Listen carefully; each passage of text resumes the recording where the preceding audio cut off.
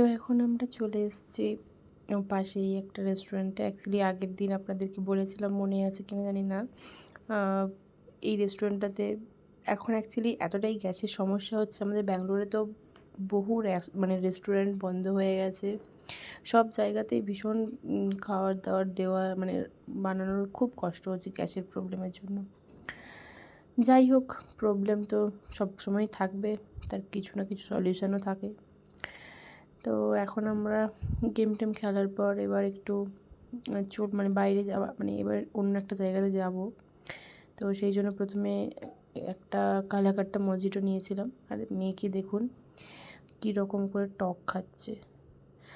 আমি জানি না ও এত টক খেতে কী করে ভালোবাসে।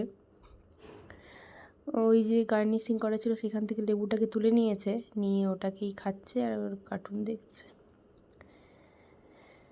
তো আমরা আজকে অ্যাকচুয়ালি একটু স্টার্টারই অর্ডার করেছিলাম, ফ্রেঞ্চ ফ্রাই আর ফিশ ফিঙ্গার।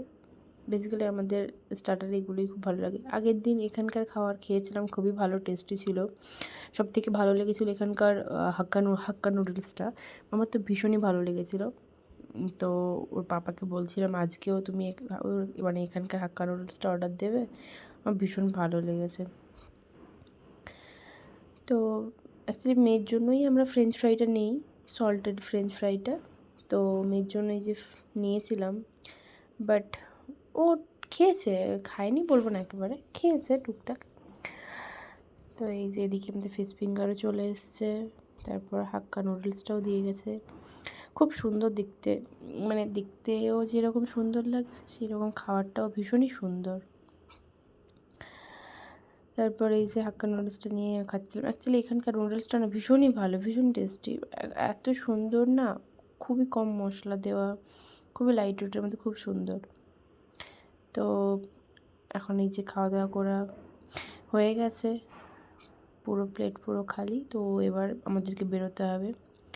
তারপর এখান থেকে বিল পেমেন্ট করে আমরা এই যে বেরিয়ে পড়েছি। অ্যাকচুয়ালি যাবো একটু শপিং করতে। তো দেখা যাক, ভেবেছি তো আজকে একটু নেক্সাসে যাব। তো দেখা যাক কোথায় যাওয়া হয় এখন।